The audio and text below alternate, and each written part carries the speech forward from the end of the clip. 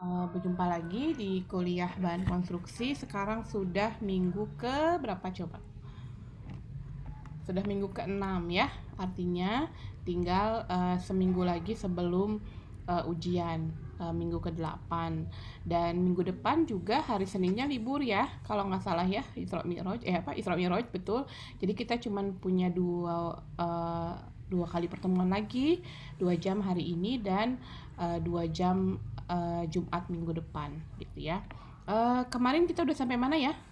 Saya tuh karena ngajar 2 kelas jadi kadang suka ketuker. Ya, eh sampai sini sudah ya? Sampai by ini sudah belum?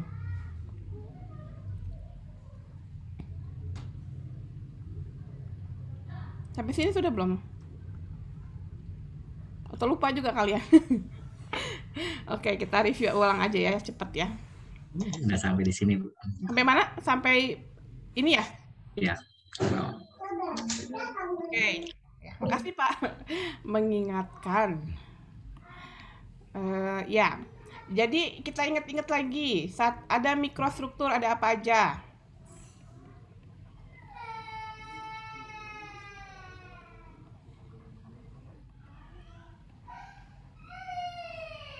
Apa aja?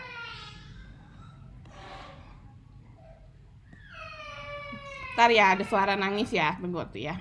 Kita tutup dulu.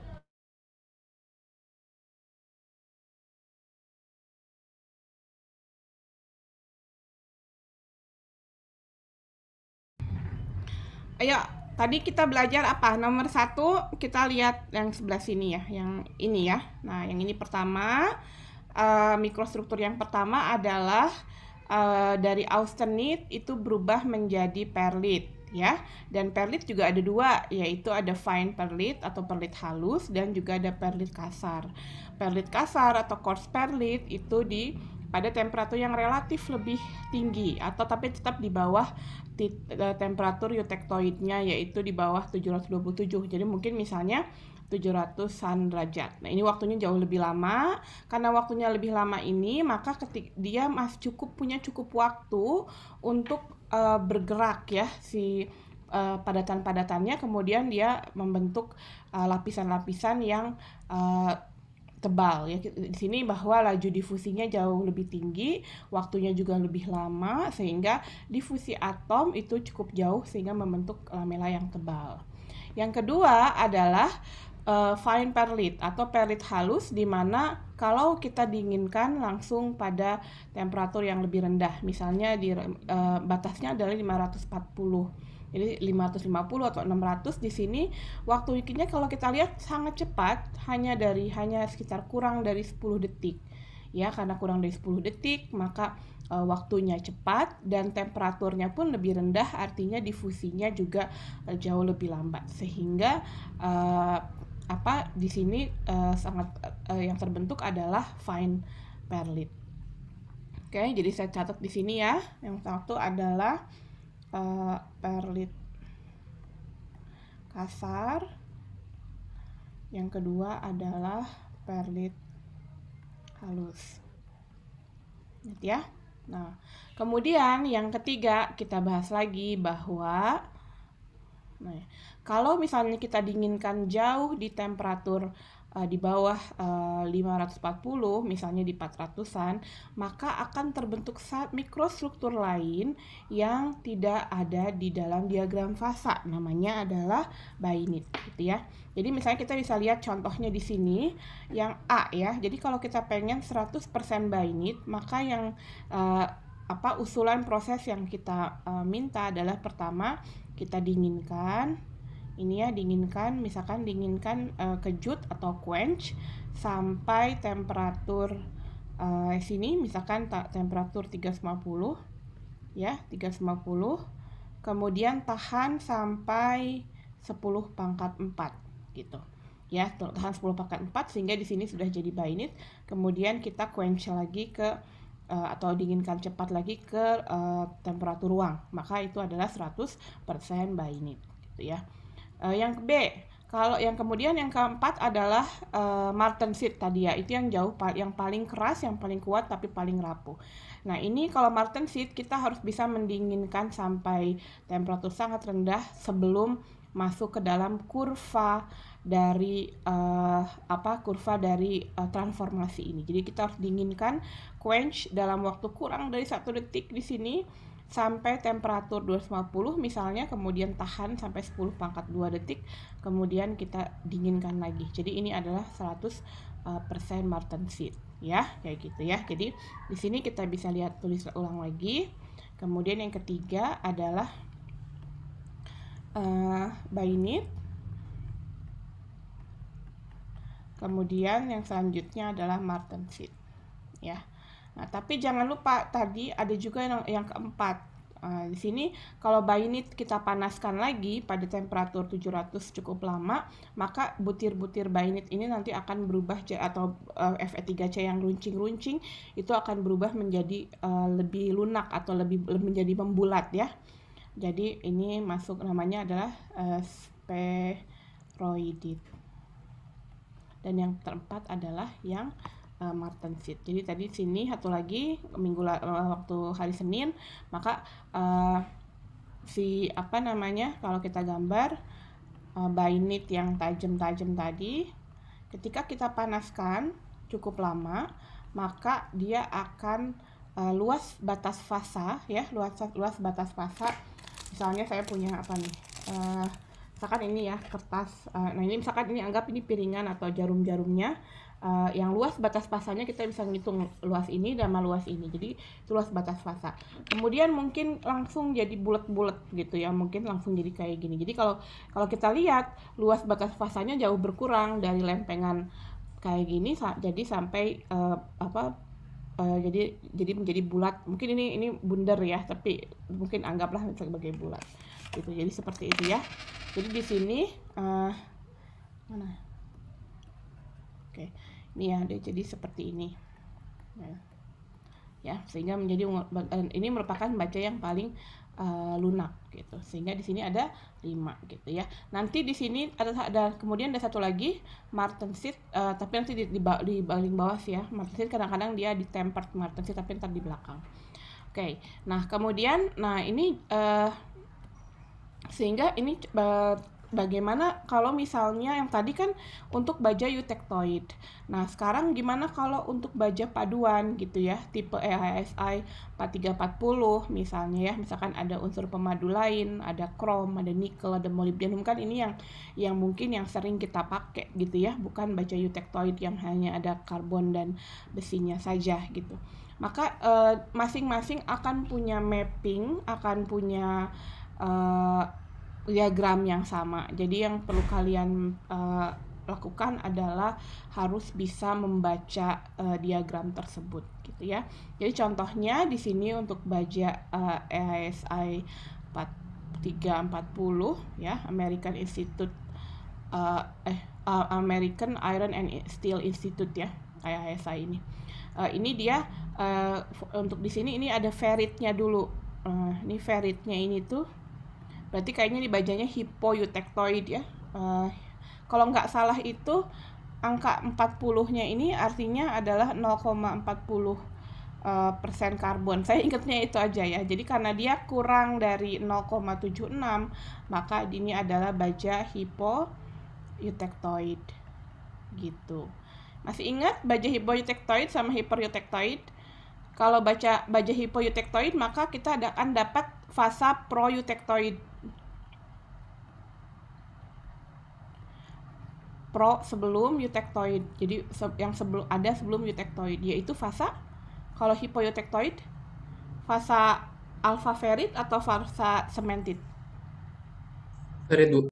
Ferrit ya, di sini ya, betul ya. Nah, jadi dari sini aja kalau ada ferritnya, kalian bisa mengidentifikasi bahwa ini adalah baja hypoeutectoid. Jadi nggak usah kaget ya. Jadi ini adalah ferrit gitu.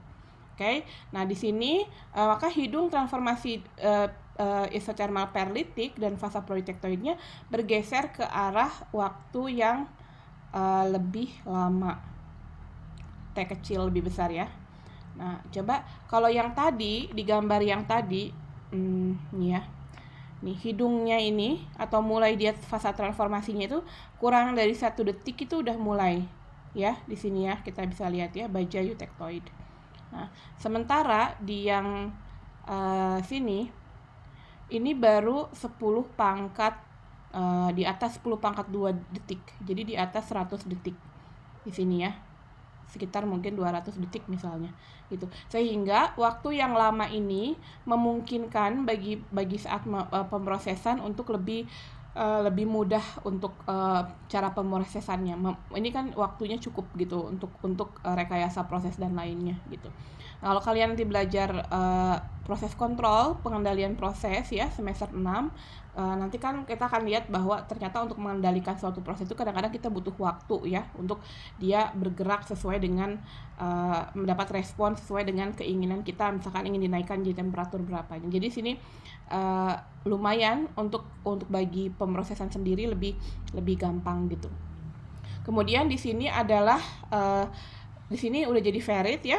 Kemudian di sini yang pertigaan ini jadi ferritnya sudah ada, kemudian austenitnya baru berubah jadi perlit, di mana garis biru ini merupakan saat 50% transformasi, dan di sini kalian akan punya ferrit ditambah perlit gitu ya di sini.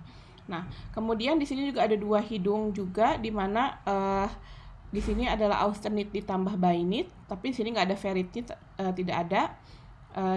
Jadi masih langsung berupa bainit, jadi tidak ada fasa ferrit, kemudian langsung jadi bainit gitu ya. Kemudian di sini hidung transformasi bainitik juga terpisah, jadi kapan dia jadi perlit dan kapan jadi bainit ini dia kurvanya terpisah, dan temperatur transformasi martensitik juga meningkat, jadi sekitar lebih 300 derajat ini sudah mulai. Kalau di gambar sebelumnya martensitik itu mulainya di 220-an, jadi lumayan lebih meningkat dibanding yang ini ya, dibanding dari yang wajah eutectoid. Nah, jadi itu jadi sebenarnya itu memungkinkan kita melihat ada manfaat-manfaat yang lebih ya, selain kadang-kadang kita chrome, nikel ini kan buat stainless steelnya gitu, modern buat kekuatan dan sebagainya gitu. Oke, nah sekarang kita akan masuk ke bagian berikutnya, yaitu adalah continuous cooling transformation atau diagram transformasi dengan pendinginan kontinu. Nah, jadi perlakuan panas isotermal itu sering tidak praktis gitu ya, karena biasanya kalau misalkan kita harus dinginkan gitu, terus kemudian tahan gitu, terus di quench lagi, ini menyulitkan untuk bagi proses gitu. Makanya kadang-kadang ini tidak efisien dan tidak mudah dilakukan untuk skala besar, apalagi kalau produksi baja mungkin bisa bertonton per harinya, juga harus bertontonnya harus cukup banyak ya gitu ya, jadi bisa ribuan ton per hari. Sehingga sulit untuk kita lakukan. Nah, maka yang lebih sering dilakukan di dunia kerja ada, atau di realnya real application-nya di dunia industri adalah pendinginan kontinu, di mana kita lakukan secara kontinu, dinginkan perlahan tapi secara kontinu gitu ya. Nah, di sini kita bisa lihat gambarnya, itu ada sebenarnya gambarnya ada di sini di halaman berikutnya, ini cuman penjelasannya aja. Nah, jadi kalau garis yang putus-putus, jadi garis yang putus-putus itu isothermal transformation ya, atau yang tadi barusan kita baca ya, untuk kalau jadi continuous cooling transformation, diagramnya agak sedikit geser ke sebelah kanan ya.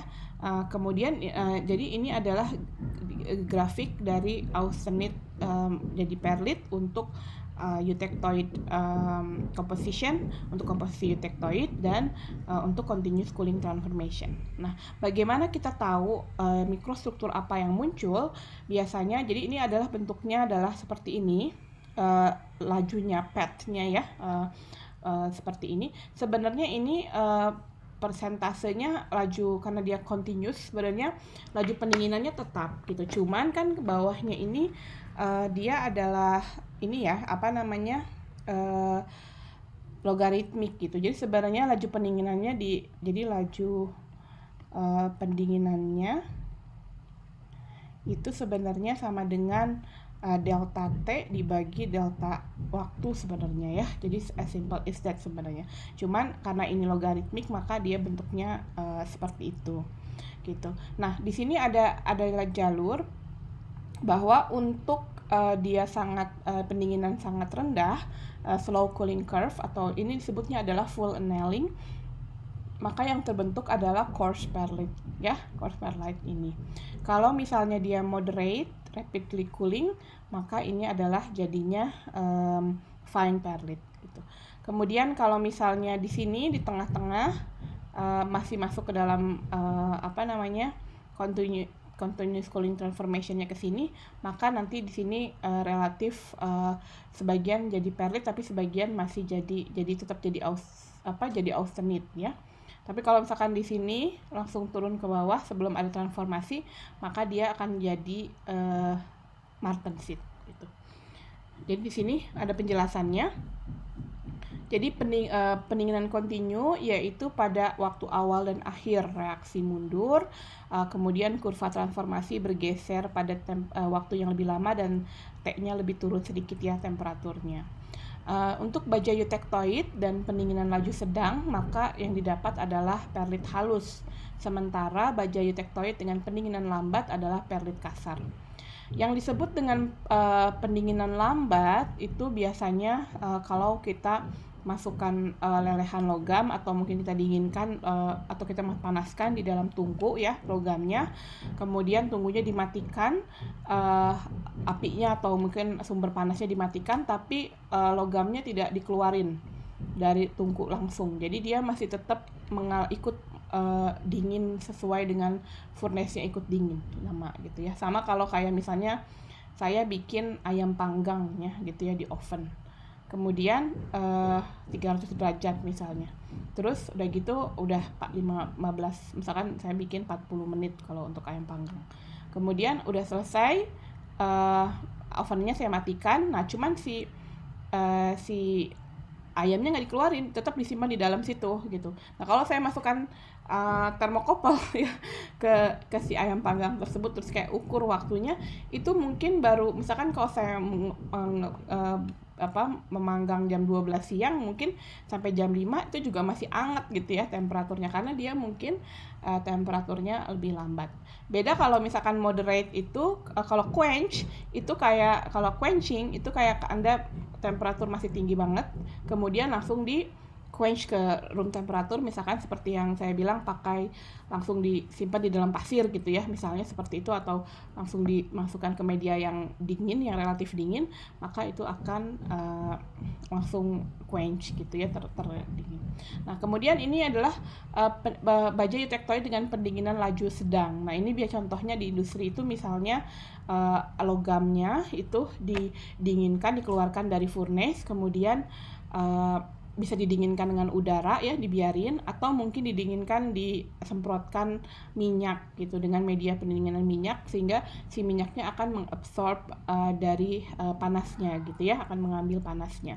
Kalau misalkan laju pendinginan cepat itu kalau dia disemprot sama air cukup banyak sehingga benar-benar dalam waktu yang singkat itu airnya panasnya bisa diserap oleh air gitu. Ya, nah, pendinginan kontinu baja karbon tidak menghasilkan bainit karena seluruh austenit sudah berubah jadi perlit pada temperatur transformasi bainitik, dan batas transformasi austenit sampai perlit tepat di bawah hidung diagram TTT ya. Jadi di sini kalau kita perhatikan karena dia kayak gini geser gitu ya, sementara bainit itu ada di sini, nggak akan mungkin terjadi bainit karena di sini dia sudah berubah full jadi perlit. Jadi daerah sini, jadi sehingga tidak ada bainit saat kita dinginkan secara continuous cooling gitu ya. Nah, kemudian kita balik-balikan ke sini ya, bolak-balik karena ini ceritanya bawahnya ya. Dan jika pendinginan tidak memotong kurva TTT, jadi tadi dia ada kurva TTT ini, kita tapi tidak memotong kurva, maka martensit mulai terbentuk saat kurva pendinginan memotong garis M atau start ya. Nah, sehingga di sini pendinginan untuk baja eutektoid itu kita bisa sebutkan bahwa itu bisa jadi martensit atau bisa jadi martensit dan perlit atau bisa jadi perlit, itu tergantung dari laju pendinginannya. Kalau laju pendinginannya sangat lambat, maka kita akan dapatkan perlitnya. Kalau misalkan di antaranya mungkin antara perlit dan martensit gitu ya. Kemudian kalau misalkan sangat cepat, maka kita akan dapat martensit gitu ya. Nah, ini seperti ini. Nah, di sini contohnya gambarnya adalah diagram continuous cooling dari austenite jadi perlit, dan ini adalah critical cooling rate kita sebut ya. Jadi kalau misalnya critical cooling rate itu kurang dari 35 derajat Celcius per second ya. Kalau misalkan Anda lebih lambat, maka Anda akan dapat perlit gitu ya. Nah, tapi kalau misalnya antara 35 derajat sampai 140 derajat per second, ini berarti dapatnya adalah martensit dan perlit. Nah, tapi kalau misalkan jauh lebih cepat, bisa nggak ya? Anda bisa baja gelondongan dalam waktu 1 detik turun 200 derajat Celcius misalnya. Maka ini akan jadi baja martensit.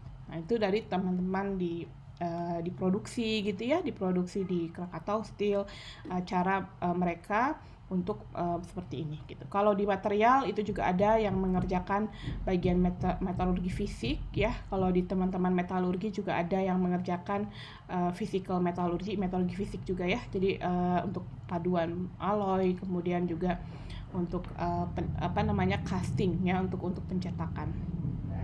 Nah, yang ini adalah lagi-lagi ini adalah untuk baja eutektoid ya. Jadi baja FeC, hanya ada Fe dan C eutektoid, dan komposisinya adalah 0,76% karbon ya. Nah, bagaimana dengan baja-baja yang lain ya? Ya balik lagi sama kayak yang tadi gitu ya. Kalau yang tadi contohnya misalnya ini untuk apa ya? Ini nggak dibilang ya alloysnya nggak dibilang alloys apa. Nah, tapi di sini kita lihat dia ada jadi austenite jadi ferrit dulu, kemudian ada austenite jadi perlit. Jadi kita baca aja ya, kita baca dari diagramnya. Kalau Anda kebetulan dapat diagram seperti ini, ya kita baca dulu cara membaca diagramnya. Di sini juga ada biasanya critical cooling rate itu dimasukkan dalam bentuk garis putus-putus seperti ini. Jadi misalnya ini ada critical cooling rate 8,3 derajat Celcius untuk martensit ya, untuk sebelum dari martensit. Namun kita bisa melihat bahwa unsur yang satu juga, ketika kita punya alloy mungkin dengan yang lain, maka sebenarnya hidung perlit bergeser ke waktu yang jauh lebih lama. Di sini baru hidungnya baru sama seperti yang tadi isothermal ya, dia baru hampir 10 pangkat 3 detik baru mulai terjadi pemanasan. Jadi relatif lebih mudah ya, lebih lama. Kemudian juga critical cooling rate-nya jadi lebih rendah. Jadi untuk misalnya untuk dapat sebelum martensit ini jadi 8,3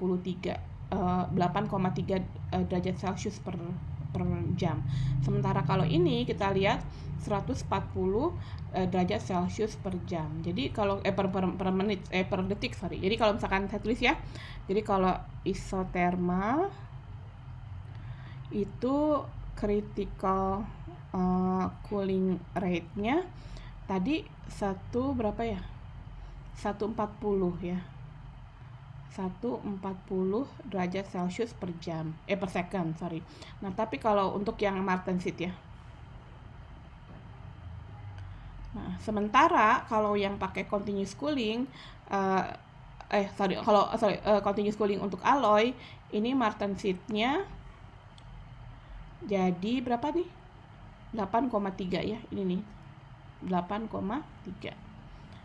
Jadi martensit ini bukan isotermal, harusnya dua-duanya continuous ya, continuous untuk eutectoid ya. Nah, kalau ini untuk yang alloy, saya nggak tahu alloy apa ya. Nah, ini sama juga, ini 8,3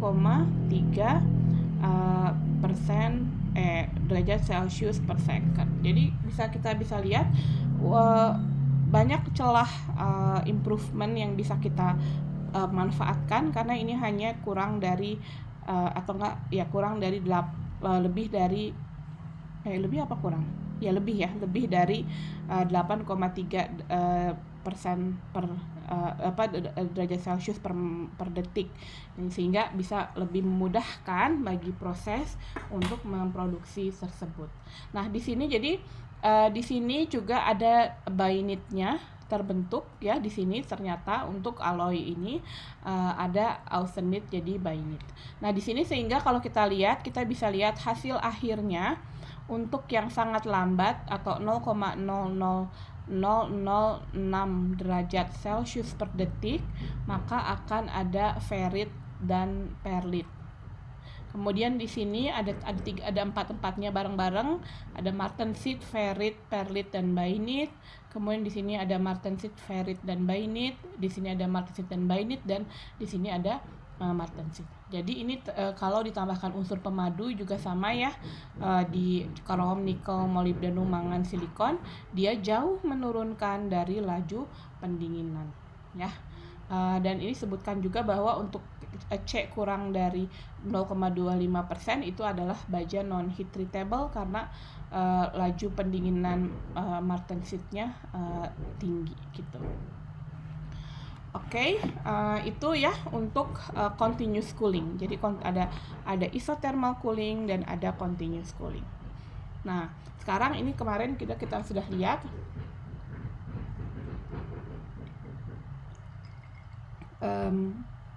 jadi sudah kita lihat ya, jadi perilaku mekanik dari paduan baja karbon bisa kita lihat dari yield strength-nya dan dari ductility-nya juga. Di sini kita bisa lihat cara bacanya. Di sini kenapa di sini titiknya? Titik ini sebenarnya menyatakan bahwa dia adalah di titik 0,76 ya, weight percent, karena dia adalah eutectoid. Ya, gitu ya. Di sini juga sama. Di sini juga sama. Nah, sehingga di sini yang sebelah sini adalah baja hipoeutectoid, didapatkan perlit dan ferrit, dan di sebelah sini adalah baja hipereutectoid, dan di mana kita dapat perlit dan cemented. Ya, kita bisa lihat secara overall semakin tinggi persentase cementednya atau semakin tinggi persentase karbonnya, maka tensile strength atau kuat tarik akan meningkat.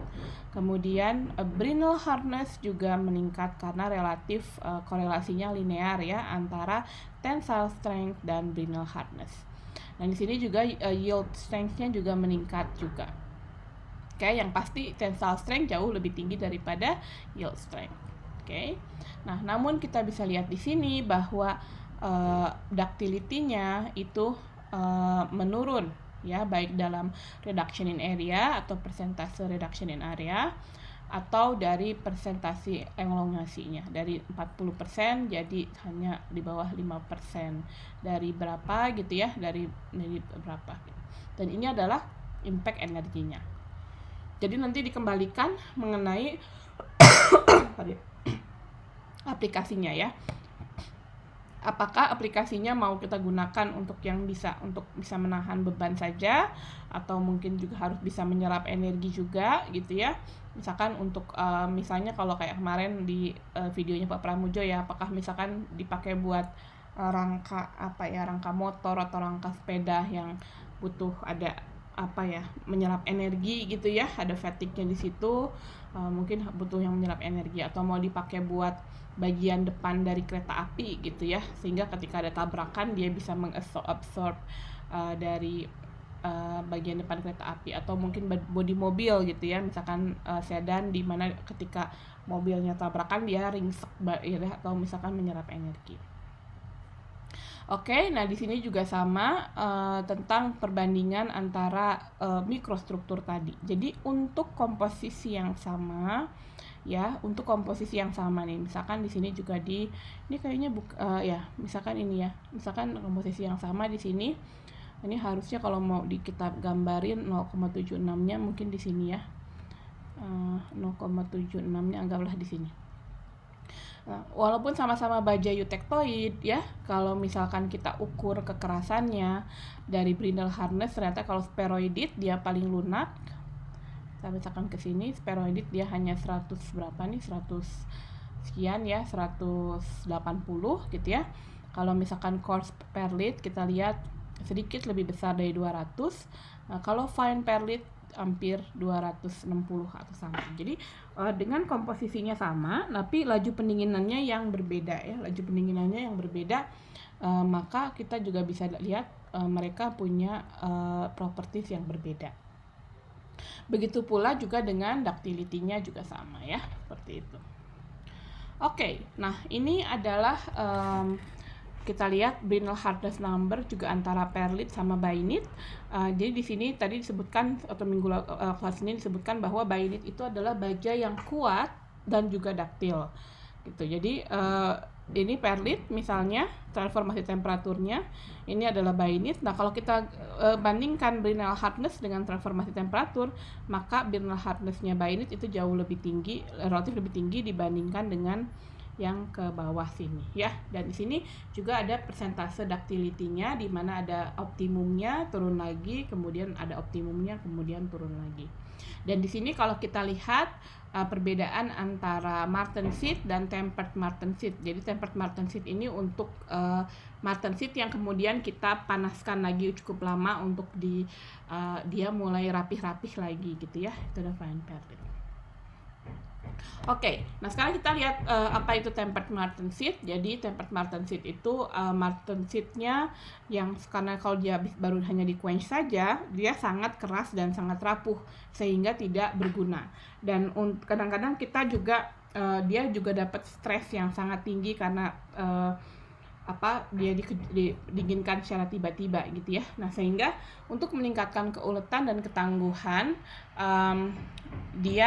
kita lakukan perlakuan panas, yaitu namanya tempering ya. Tempering itu disebutnya adalah pemanasan baja martensitik di bawah temperatur di temperatur di bawah eutektoid antara 250 sampai 650 selama waktu tertentu ya. Jadi kalau dulu banget saya pernah nonton waktu di Australia, nonton MasterChef ya. Jadi waktu itu mereka bikin tempered chocolate gitu ya. Jadi kalau coklat biasa katanya dilelehin terus langsung dipadetin lagi, itu gampang banget dipatahin gitu katanya. Nah terus dia bilang, oh ini udah saya mau pakai tempered chocolate gitu katanya. Tempered coklatnya begitu leleh, kemudian tetap disimpan di temperatur yang relatif panas. Jadi mungkin tetap di oven tapi nggak terlalu panas biar nggak kebakar gitu. Terus udah cukup lama gitu ya, berapa jam. Nah ketika dibuka tuh si coklatnya tuh jadi susah dipotong katanya. Mungkin karena tadi keuletannya lebih tinggi ya. Itu contohnya ya, kata-kata tempered. Nah, tempering di sini di mana si martensit yang dimana asalnya adalah body center tetragonal dan fasa tunggal, dia lama-lama akan makin bergerak untuk jadi alpha dan cemented lagi ya gitu. Nah, jadi struktur mikro tempered martensit mungkin mirip dengan spheroidit ya, tapi partikel cementednya jauh lebih kecil sehingga dia jauh lebih banyak gitu ya, dan jauh lebih menahan beban. Tempered martensit kuat dan keras seperti martensit, tetapi ulet dan tangguh karena luas batas fasa ferrit dan cemented itu keras dan kuat, dan fasa kontinu ulet dan tangguh. Jadi mungkin saya lihat gambarin di sini ya. Jadi ini adalah tempered martensit, mirip gambarnya kayak spheroidit ya. Jadi ini tempered martensit.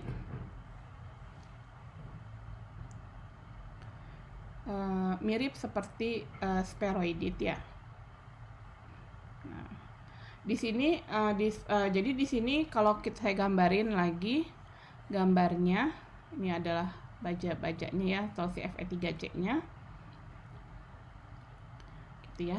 Jadi fungsi dari piringan-piringan ini atau si butir-butir partikel cemented ini, dia yang akan menahan beban sehingga membuat sangat kuat gitu ya.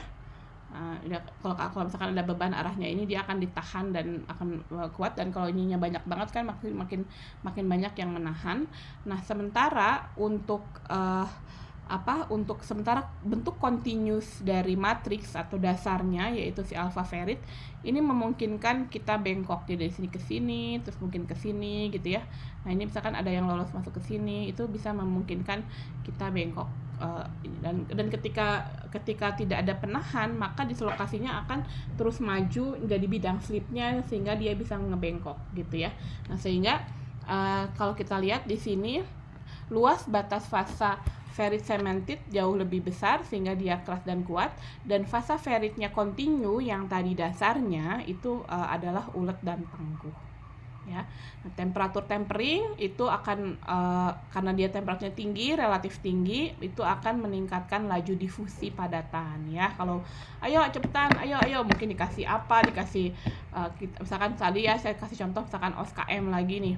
Ayo kita harus kumpul sesuai dengan kelompoknya, kemudian mungkin dikasih penyemangat apa, ayo nanti kalau kumpul nanti kalian bisa dapat makan atau apa gitu ya, dikasih penyemangat nih sehingga laju difusinya meningkat. Nah, sehingga mungkin kalau misalkan ada kelompok OSKM yang campur baur, kalian tahu nggak ya OSKM ya, kelompok SKM yang campur baur, kemudian mungkin dalam waktu yang lebih cepat mereka bisa menemukan kelompoknya gitu misalnya gitu ya contohnya. Nah, ini jadi laju pertumbuhan partikel cementednya juga meningkat dan seperti itu ya. Nah, kemudian waktu tempering juga semakin tinggi maka kekerasannya akan menurun karena pertumbuhan dan coalescence dari partikel cemented gitu. Oke, ini pokoknya simbol-simbol ini tuh sebenarnya artinya ini meningkat, ini menurun gitulah ya. T temperatur, T kecil adalah waktu, kira-kira gitu ya. Nah, di sini kita bisa lihat mungkin saya sih lebih suka mengerti sesuatu dari grafik. Kalau saya lebih suka tapi kalau Anda mau baca uraiannya juga sama aja sebenarnya ya. Mungkin beda-beda ya tipe, ada yang harus dijelaskan, ada yang mendengarkan, ada juga yang lewat visual. Nah, seperti ini gambar ini adalah tempering temperatur dan pada saat waktunya sejam. Nah, sehingga asalnya ini tensile strength-nya jadi menurun, area reduction-nya juga jadi meningkat. Dan ini adalah contoh dari Rockwell hardness, kekerasan dengan waktu yang berbeda gitu ya, dan hubungannya dengan tempering itu. Oke, nah di sini juga ada catatan bahwa kalau baja ditemper pada temperatur lebih besar 375, kemudian didinginkan lambat gitu ya, atau ditemper di temperatur sekian, ini akan rapuh dengan retakannya adalah intergranular. Jadi antar granulnya itu cepat rapuh gitu. Nah, maka kita buat mungkin kadang-kadang perlu ditambah dengan unsur-unsur pemadu yang lain untuk dia relatif baik ya untuk transisi ulatnya. Nah, untuk mencegah temper embrittlement itu adalah mengatur komposisi dan temperatur temperingnya juga lebih rendah atau lebih tinggi, kemudian diikuti quenching dengan temperatur kamar atau peningkatan ketangguhan sampai pemanasan. Nah, ini sebenarnya seperti resep ya, nggak harus dihafalkan gitu ya, enggak sih kayaknya, cuman ini bahwa ada cara untuk mengatur tempered embrittlement, artinya rapuh karena proses tempering, ada cara-caranya gitu. Nah, jadi di sini kita bisa lihat bahwa ada dari Austenit ya, jadi untuk pendinginan cooling transformation, continuous cooling transformation, kita bisa lihat bahwa kalau slow cooling, pendinginan lambat, maka Anda akan dapat perlit, dan kalau bajanya bukan baja eutectoid maka akan ada pro-eutectoidnya.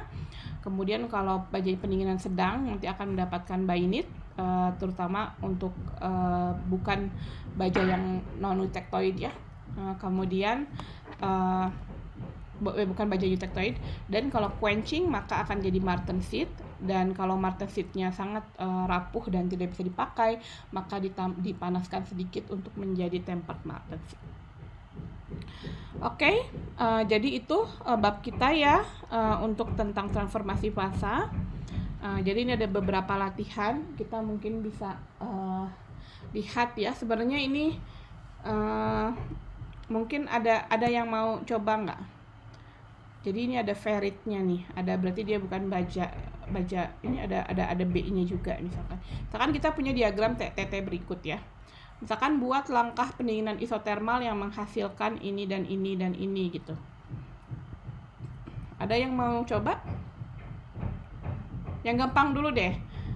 Kalau gimana kalau kita pengen 100% martensit?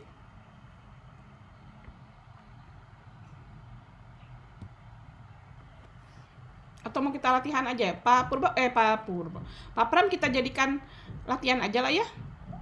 Boleh Bu, nanti sendiri. Latihan aja ya sama yang kayak kemarin ya. Ya. Mungkin kalau masih ada waktu kita bisa bahas nanti pas tutorial saja ya. Dan juga ini juga contohnya ini juga. Contohkan tentukan komposisi dan struktur mikro FEC yang punya kekerasan minimum 160 dan kekuatan minimum 52% Ra. Ini ada grafik-grafik sebenarnya ini buat ada garis-garisnya nih udah dibantuin sebenarnya. Jadi kalian bisa lihat ya. Oke, sampai sini silahkan kalau ada yang mau ada pertanyaan sebelum saya lanjutkan ke bab berikutnya tentang transformasi fasa ini. Permisi Bu bertanya. Ya, silakan. Saya pengen memastikan Bu berarti itu sebenarnya yang ketika kita berbicara tentang apa hypertektoid sama hypotektoid itu sebenarnya berubah itu adalah komposisinya ya Bu. Yang berubah itu berarti persen masanya ya Bu. Kalau misalkan komposisinya berarti tidak berubah ya Bu. Dari dia titik di atas sampai ke bagian tektoid itu sebenarnya tidak berubah kan Bu. Kalau misalkan komposisinya. Enggak. Yang berubah nanti persentase masanya ya. Oh, baik Bu. Terima kasih Bu. Iya. Ketika kita turun ke bawah, komposisinya masih tetap aja segitu, misalkan 0,4, 0,4. Tapi nanti yang kita, misalnya di temperatur berapa, kita baca lihat nanti dari grafik sini, ntar kayak fraksi masanya yang berubah ya. Gitu ya. Anda udah coba ngerjain PR-nya? Udah Bu. Udah ya? Oke. Yang lain ya, yang PR-nya belum selesai silakan dikerjakan, masih ada waktu. Itu latihan karena nggak kerasa ya rekan-rekan semua. Minggu depan libur hari Seninnya, kemudian minggu depan lagi kita ujian. Untuk ujiannya kita masih menunggu perkembangan dari ITB, dari Prodi seperti apa ya untuk ujian. Karena kan kemarin permintaannya adalah ujiannya adalah secara luring. Kalau sekarang belum ada informasi lagi ya Pak Pram ya? Belum ada informasi. Belum ya, jadi apakah cuman di program studi teknik kimia sendiri kita semua sudah mengosongkan minggu ke-8 itu sebagai untuk minggu ujian ya Pak Pram ya. Jadi kalian punya berapa mata kuliah nih? Misalkan 5 mata kuliah. Nah, itu kalian akan ujian di 5-5-nya. Kalau di 5-5-nya di minggu ke-8. Kalau dulu itu kita kadang-kadang mahasiswa bisa nego gitu. Bu, jangan hari ini karena hari ini ada ujian ini. Ya, ganti. Kadang-kadang saya suka ganti minggunya gitu ya, agar kalian tidak terlalu terbebani dengan ujian. Tapi kalau sekarang 1 minggu itu full ujian. Jadi perhatikan, lihat-lihat ya latihan dari sekarang karena kalau kalian lihat bukunya relatif banyak bahannya ya. Oke, kalau gitu kita tutup bab ini, kita masuk ke bab terakhir yaitu tentang aplikasi dan pemrosesan logam ya. Oke. Sebelumnya saya pernah ngasih video pembuatan baja nggak ya di kelas ini ya? Sudah pernah belum? Ada yang ingat? Ya sebelum. Belum ya? Kelas ini belum ya? Ya, ketukar. Kalau gitu saya coba cari ya, sebenarnya karena saya ngajar kuliah pilihan yang lain tentang dasar metodologi proses, tapi minimal kita tahu ya nanti seperti apa. Saya siapkan dulu videonya. TK4 quick ya. Quick.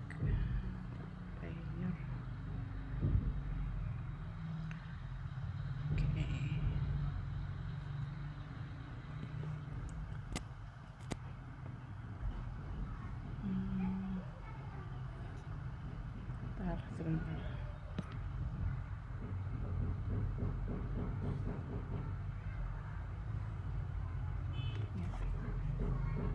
kita coba lihat dulu.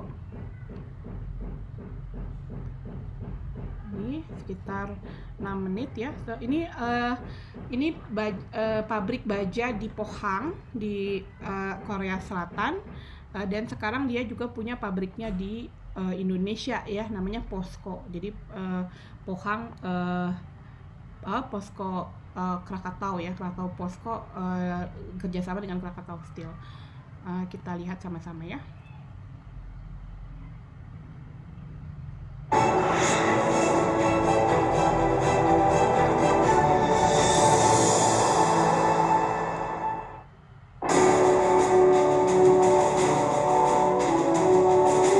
Like the stars that shine at night, steel has witnessed the history of mankind. And now, the iron heart of steel is beating for a new tomorrow. Welcome to Pohang Works, the root and heart of the Korean steel industry. Let's take a look at how steel is produced through iron making, steel making, and continuous casting processes.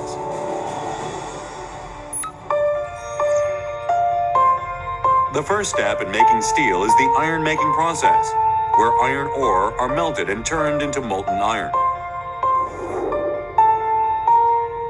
Iron ore and coal are imported from around the world and unloaded onto the raw materials dock.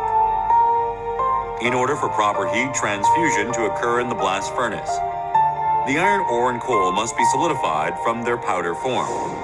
The process of solidifying iron ore is called sintering. Meanwhile, the process of solidifying coal is called coking. The pre-treated iron ore and coal are stacked in layers into a 100-meter tall blast furnace. Then hot air at 1,200 degrees Celsius is blown into the blast furnace, causing the coal to burn. The heat melts the iron ore to create molten iron at a temperature of 1,500 degrees Celsius. POSCO was the first in the world to commercialize a more economical and eco-friendly method of steelmaking compared to a blast furnace. The Finex method uses low-grade iron ore and coal directly to create molten iron.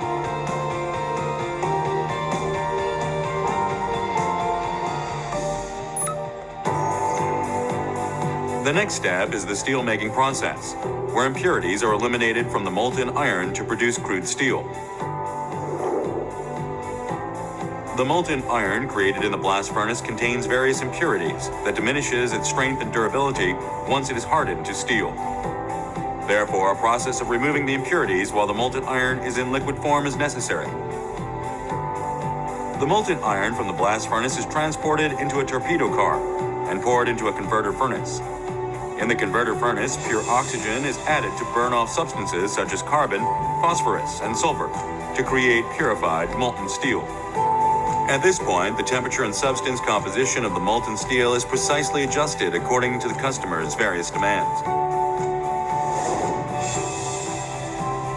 Pouring the molten steel into molds and cooling it into solid steel creates a semi-finished material, ready to be made into finished steel products. The solid steel is categorized depending on its shape. Slabs are wide and flat, blooms are rectangular bars, and billets are thinner square bars.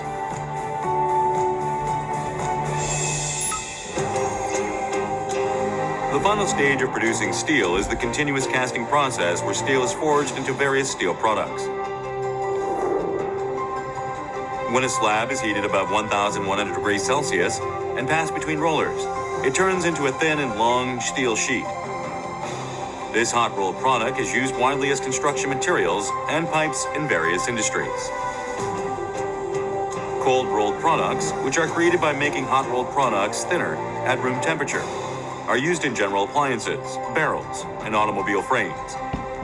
Coated steel, which is created by coating cold rolled products with zinc, is used in high-end appliances, office equipment, and automobile exteriors. Electrical steel plates, which improves electromagnetic properties by adding silicon during the steel manufacturing process, are used in transformers and motors. Steel plates, which are thick and rectangular in shape, are used in large structures such as buildings, vessels, and oil pipelines. When a billet is heated over 1,000 degrees Celsius and passed through a roll with a round hole, it turns into a thin and long wire rod, which is used as automobile tire cords, wires for bridges, piano strings, and underwater cables. At the stainless steel plants, which is equipped with additional production facilities, nickel and chrome are added to steel to produce stainless steel products, which are used in kitchen appliances, medical equipment, exterior walls, and roofs of buildings. As you can see, POSCO steel products are used in every part of our daily lives and in countless industries, ranging from smartphones in our hands to satellites floating in space. Pohang Works is a next-generation eco-friendly steelworks driving innovations in steel technology, leading in the production of high-quality products and the development of new technologies by operating a state-of-the-art R&D center. Pohang Works also operates a production monitoring center that monitors the production process 24/7 and an environmental center that monitors the emissions of environmental pollutants in real time.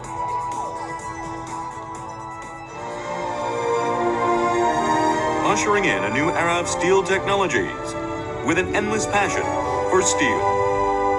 Pohang Works.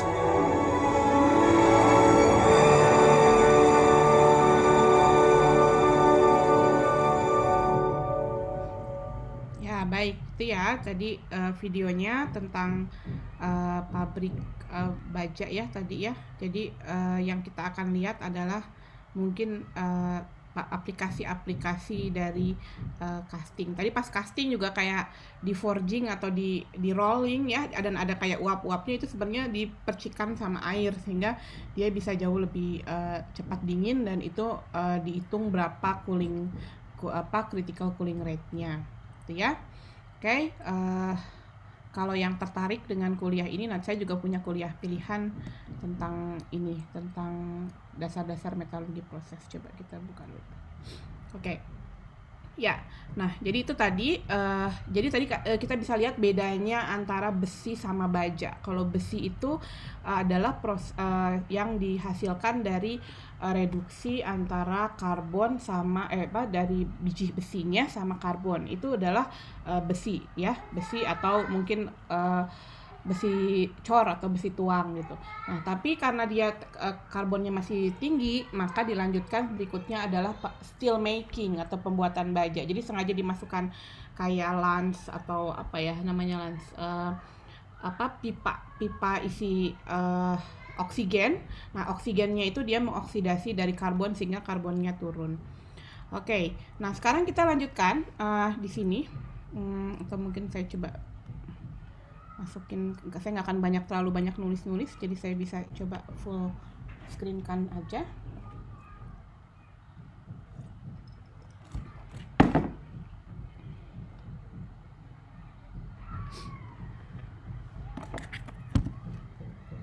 Ini masih maaf, saya masih kemarin pakai dari mata kuliah yang TB ya, ini jadi depannya beda nih, sorry ya.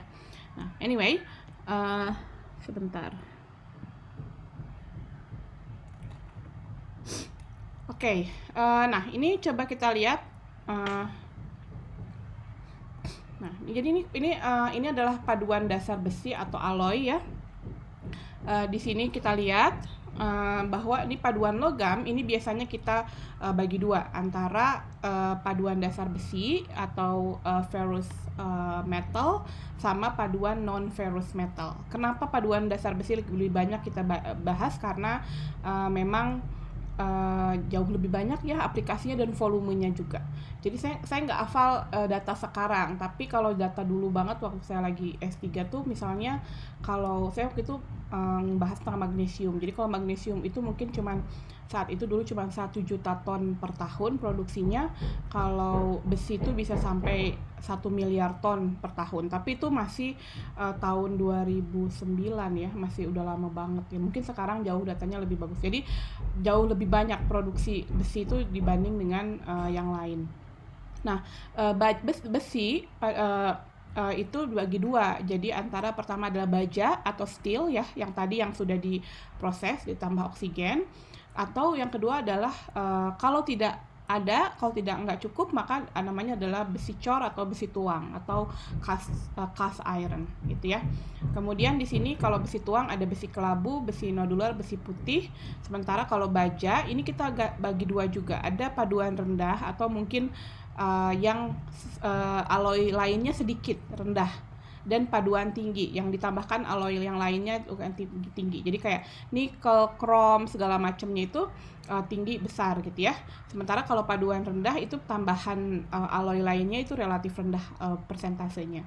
Nah, ini paduan rendah ini kita bagi lagi jadi C yang rendah, persentase C, medium dan tinggi. Nah, kenapa kita klasifikasikan dari persentase karbon? Ada yang tahu? Kenapa kita klasifikasikan baja dari persentase karbon? Ada yang mau jawab nggak? Kenapa? Mungkin karena apa yang paling berpengaruh akan sifatnya karbonnya kali, Bu? Ya, berpengaruh terhadap Ketangguhannya. kekuatan ya. Kekuatan atau kekerasan ya kan? Karena kalau yang rendah kan banyak feritnya, dia lebih lunak, relatif lunak. Tapi kalau dia banyak C-nya, banyak cementitnya, nanti dia lebih jauh lebih tinggi, lebih keras ya, betul like kita ya. Jadi di sini, dan kemudian di sini ada baja polos dan HSLA itu apa? High strength low alloy kalau nggak salah ya ini. Kemudian ada baja polos dan ada baja yang heat treatable sama polos dan baja perkakas. Dan ini adalah baja tahan karat. Sebenarnya bukan tahan karat ya, lebih sedikit berkarat ya, karena stainless ya. Gitu. Dan ini seperti itu. Nah, untuk baja betul tadi berdasarkan konsentrasi karbonnya ya. Nah, jadi pada baju karbon polos, plain carbon steel atau baja paduan. Nah, betul tadi kita lihat dari ketangguhan atau dari kekuatan ya. Kita lihat kalau untuk low carbon steel dia konsentrasinya kurang dari 0,25%. Biaya produksinya paling murah, relatif lunak dan lemah, tapi sangat ulet dan mudah di mesin dan dilas gitu ya. Nah, untuk high strength low alloy steel, jadi dia konsentrasi C-nya rendah, namun ditambahkan pemadu-pemadu lain seperti copper, vanadium, nikel, molybdenum, dan ini lebih kuat dari baja karbon rendah polos, dapat dikuatkan dengan heat treatment, tetap ulet dan mudah dibentuk dan di mesin. Ini cerita ya, maksudnya kita kalau di teknik kimia nggak sampai harus menghafal ya, tapi minimal kalau kita mau nyari tahu, kita tahu nyarinya di mana dan bisa diambil gitu ya. Nah, ini juga ada kode-kodenya, ada ASI number atau ASTM number, ada kode-kodenya kita bisa lihat, atau ada UNS itu Universal Numbering System. Ini yang kita bisa lihatkan adalah biasanya karbon, mangan, silikon dan yang lain-lainnya. Jadi kalau bedanya baja karbon sama baja ada low alloy steel, ini ada tambahan dari paduannya. Aplikasinya apa aja? Buat bodi mobil, buat paku, buat kawat gitu ya, buat pipa-pipa, buat struktur bangunan gitu ya, baja. Dan ini tuh baja tuh kebetulan saya lagi bangun di sebelah. Ini memang harganya katanya meningkat terus ya, harga baja itu gitu. Kemudian ini juga bisa dipakai buat struktur dengan baut atau keling atau rivet ya. Kemudian struktur temperatur rendah dan ambien atau bak truk dan gerbong kereta api.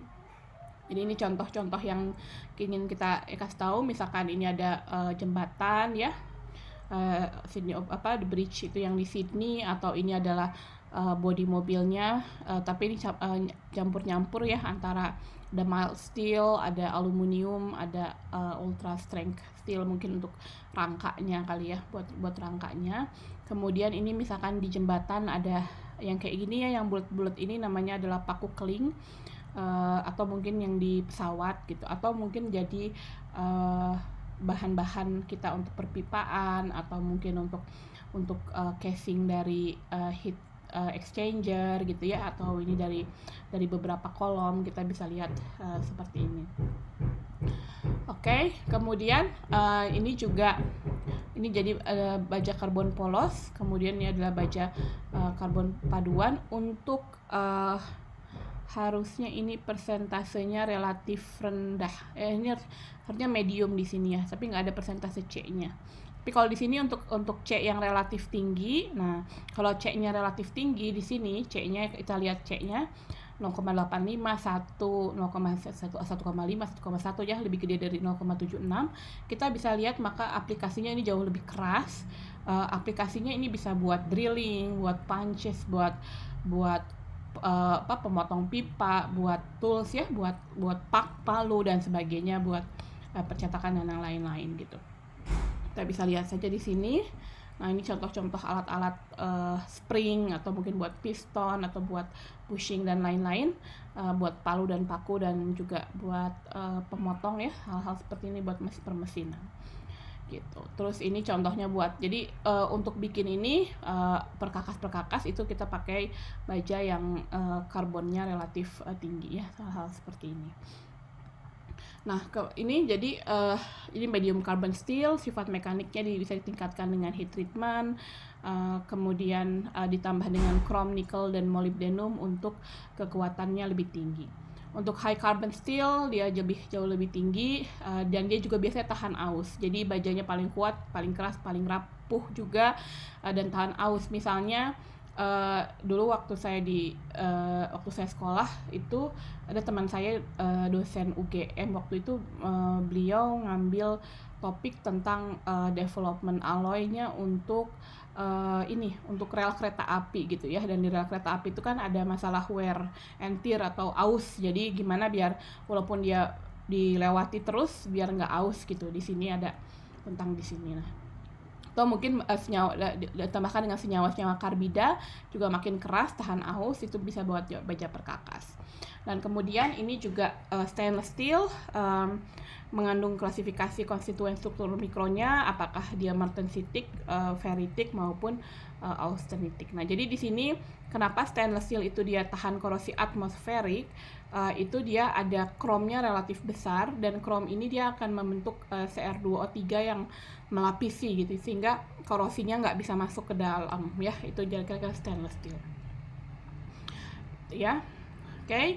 Nah, ini contoh-contoh lain, kita bisa juga lihat stainless steel ada ferritic, ada austenitic, sama ada martensitic, sama precipitation hardenable. Artinya dari alloy-alloy ini dia kayak terpresipitasi jadi suatu komponen gitu ya. Jadi bukan pisau, bejana, alat makan ya. Kalau mau alat makan yang bagus ya, yang shiny gitu ya, yang bagus banget, yang mahal, mungkin martensitic karena dia keras dan gak gampang bengkok misalnya ya, hal-hal seperti ini. Oke, jadi ini contohnya juga. Ini kita yang sering kita lihat ya di ASI, mungkin kalian taunya 316L ya, atau 304 gitu kan ya, yang mungkin yang ini yang relatif gampang untuk dilihat. Biasanya mahasiswa udah 316 semua gitu. Tapi sebenarnya harga 316L stainless steel 316 itu hampir 6 kali lipat dari baja karbon polos ya. Jadi nanti hati-hati kalau kalian menghitung lagi proyek desain misalnya nanti kalian sekarang ada operasi perpindahan kalor ya. Biasanya nanti ada tugas desain heat exchanger. Kalau misalkan kita pukul rata pakai stainless steel misalnya, itu mungkin lebih kurang baik juga ya, karena nanti biayanya jadi 6 kali lipat dibanding dengan kalau yang pakai carbon steel. Jadi kita biasanya perlu lihat apakah benar bisa pakai baja karbon polos yang tadi atau harus pakai 316. Tapi stainless steel ini dia tahan, jadi dia dipakai alat proses kimia dan alat proses pangan, untuk bejana juga gitu ya. Saya juga termasuk pemakai 316. Jadi beberapa tahun lalu saya kena ada tumor ya di tangan, kemudian harus dipotong itu kan. Nah, terus digantinya itu adalah dokter saya itu pesen kayak rangka gitu ya, yang menyerupai bonggol shoulder ya, tangan lengan atas tuh dari 316L. Jadi pas saya lihat pas mau dioperasi, ini ya nanti Bu, ini nanti saya akan masang ini ke tangan ibu. Terus langsung, loh Saya ngajar bahan konstruksi, Dok. Coba kita lihat begitu, kita cek ya, tapi dia sudah pass standar SNI atau untuk khusus kedokteran lah kira-kira gitu ya. Jadi dia juga kompatibel dengan badan saya gitu ya, dengan manusia. Jadi waktu itu dipasang lah harusnya kalau mau bagus banget itu yang lebih ini adalah titanium harusnya gitu. Cuman karena apa ya, waktu itu sangat sulit untuk dapat titanium dan sangat mahal, dan ini dipasang di lengan, dimana katanya tidak memegang beban kan kalau lengan dibanding di kaki gitu, karena kan banyak katanya kasus-kasus yang di kaki. Jadi pasanglah 316, kemudian ditambah dengan dengan bon semen dan yang lain-lain, jadilah tangan saya sekarang. Jadi tangan kiri saya sebenarnya ini setengahnya sudah jadi steel woman nih ceritanya ya gitu. Ini aman. Atau mungkin kalau di pabrik susu ya, atau pabrik keju, dan kalau kita lihat di pabrik pangan itu full semuanya harus 316 karena harus benar-benar bersih gitu. Oke, jadi ini tentang stainless steel. Minimal kita tahu ya mana yang harus dipakai. Ini apa ini? Kenapa ini mesin jet ya? Oh ini ya, ada gambar mesin jet, kemudian ada gambar las. Jadi mungkin dikasih contoh-contohnya yang baja-baja yang, atau ini mesin jet juga seperti ini. Memang kita nggak sampai detail ya, teman-teman kita yang di teknik mesin yang dia jauh lebih detail untuk ngecek sampai blade-nya seperti apa. Terus kalau misalnya pemodelan, kalau ada yang mulai aus gimana harus diganti, dan itu mungkin teman-teman di mesin dan di penerbangan. Oke, nah jadi tadi itu semua klasifikasi ini semua ya, yang dari tadi semua ini adalah baja atau steel, oke. Nah jadi di situ, tapi balik lagi kalau kalian ngitung-ngitung steel itu relatif paling murah dibanding dengan yang lain ya, misalnya kayak aluminium atau koper, tembaga dan yang lainnya. Nah berikutnya adalah besi tuang atau besi cor. Nah jadi di sini kalau di zaman dulu ya, kenapa misalnya kita tahu ada Iron Age gitu, atau misalnya di Lord of the Ring gitu ya, atau Game of Thrones gitu ya, atau misalnya di zaman-zaman Iron Age mereka pakai baju besi gitu ya. Bahkan di Al-Quran juga ada ya surat Al-Hadid gitu, bahwa berarti emang besi sudah dipakai lama. Nah ini yang mereka lakukan itu sebenarnya itu adalah besi, jadi gampang untuk terkorosi ya. Jadi besi tuang, dimana kalau kita reduce gabung antara biji besi kemudian dicampur dengan reduktornya. Mungkin zaman dulu reduktornya dari kayu ya, dari arang ya, dari sumber karbonnya dari arang kalau sebelum tahu ada batu bara. Kemudian dilebur, itu yang keluar adalah cairan besi. Nah karena dia sangat keras, ketika dia sudah dingin itu dia nggak bisa di mesin, karena kan mungkin kalau kalian tahu nanti ada tipe-tipe cara pemrosesan ya, ada kayak tadi di roll gitu kan, di roll dari tebalnya segini jadi tipis, di roll, ada yang ditarik gitu kan, tadi ada kayak namanya billet,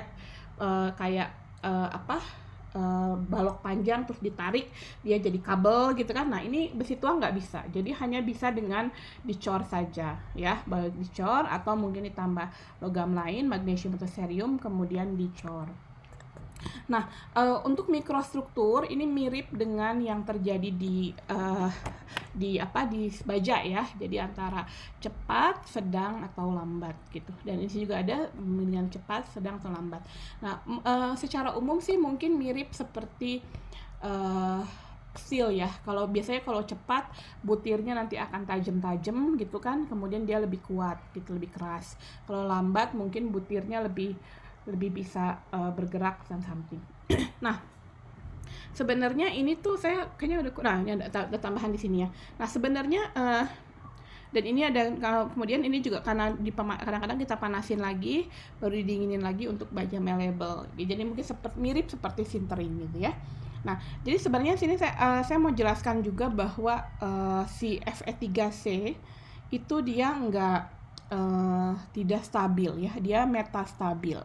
Jadi Fe3C ini coba kita gambar ya. Nah jadi si Fe3C itu dia gampang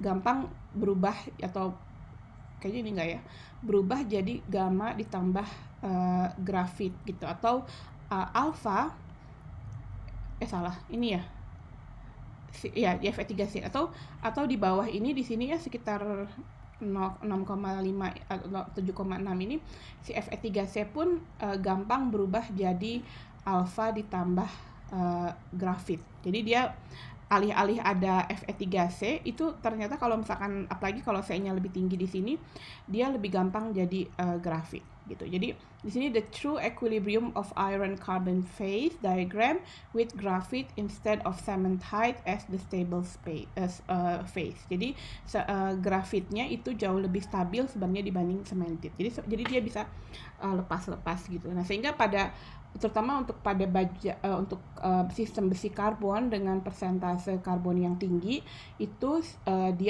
si grafitnya itu dia akan keluar dari cementednya, jadi akan dapat satu fasa lagi. Nah, ini kita bisa lihat dari mikrostrukturnya.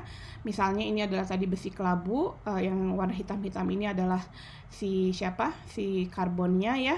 Ini adalah contoh besi putih, kemudian ini adalah besi malleable. Ini adalah besi ductile, dan ini adalah compacted graphite iron.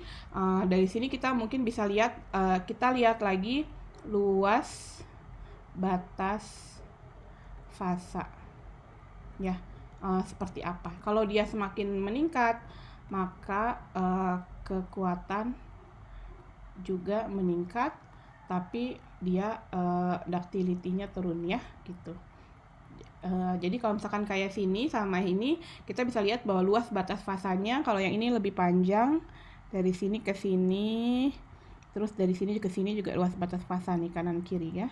Jadi dia jauh, kalau kita hitung, apalagi kalau dibuat 3 dimensi jadi lembaran. Kalau ini mungkin sphere bentuknya, dia kayak gini. Nah, ini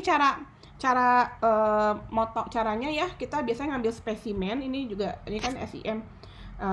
Kita ngambil spesimen, kita ambil, kemudian kita masukkan ke seperti resin, kemudian kita potong, kemudian kita dipoles gitu, jadi sampai mengkilap banget gitu. Nanti kemudian baru kita bisa lihat di sini polishingnya seperti apa. Oke, nah ini contoh dari ini ya, Society of Automotive Engine, apa saya lupa ya, SAE ya, atau dari ASTM, termasuk dengan Universal Numbering System untuk untuk baja. Jadi nanti dia lebih cerita bahwa ini matrix structure-nya seperti apa, dan juga komposisinya bisa dilihat. Kemudian strukturnya itu mungkin lihat dia ada ferrit perlitnya gitu-gitu ya, kelihatannya seperti apa, mirip seperti apa gitu. Nah, jadi disebutnya dengan gray iron, ductile iron, kemudian malleable dan compacted iron. Kalau kita lihat aplikasinya itu lebih besi cor sih ya, iron casting gitu, atau mungkin buat cylinder block, buat mesin langsung, buat diesel engine dan sebagainya ya, atau mungkin benar-benar yang alat-alat yang langsung bisa dicetak gitu. Kok jadi rata-rata buat diesel engine block sih biasanya, atau high speed train seperti itu. Oke, nah tadi jadi itulah tentang besi dan baja. Ini besi tuang, kemudian baja. Kita lihat bakal banyak banget sebenarnya kalau dihafal, ya nggak perlu dihafal sih ya. Sebenarnya yang penting kita tahu dasar-dasar yang ngerti ya bedanya besi sama baja, tahu bedanya besi dengan bagaimana hubungan mikrostruktur terhadap kekuatan dan sebagainya, kita bisa lihat. Nah, selanjutnya adalah paduan non-ferrous ya. Nah, di sini kita bisa lihat bahwa walaupun besi itu paling banyak digunakan, dan karena dia sumber dayanya sangat banyak di dunia ya, banyak sekali iron ores, dan iron ores itu dia tinggi persentasenya, jadi 90% Fe2O3 gitu. Jadi kan yang ada di misalkan pasir besi gitu, atau enggak misalkan biji besi itu memang banyak yang murni, apalagi kalau dari Australia misalnya. Jadi banyak, karbon juga banyak, atau batu bara banyak. Jadi ongkos membuat besi baja itu relatif murah.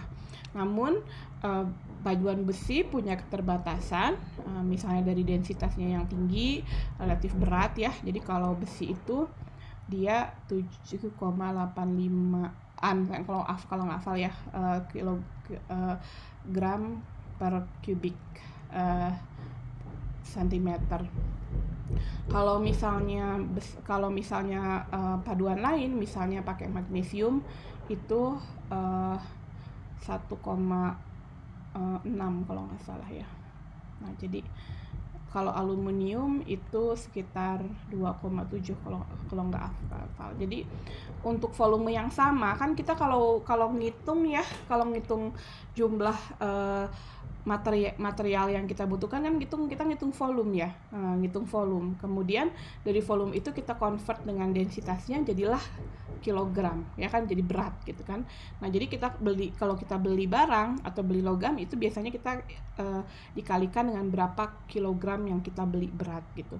Dan juga nanti si kilogram ini nanti dia akan menjadi bebannya gitu. Jadi sebenarnya seperti kayak misalnya untuk pesawat gitu kan, ya nggak mungkin lah kita pakai besi karena dia terlalu berat gitu kan, karena dia untuk daya dorong dan sebagainya, maka mungkin pakai aluminium. Untuk pesawat pun mungkin pakai aluminium atau mungkin dalamnya pakai polimer yang jauh lebih ringan gitu kan. Sehingga untuk beberapa, dan juga besi ini adalah dia rawan korosi di berbagai lingkungan juga.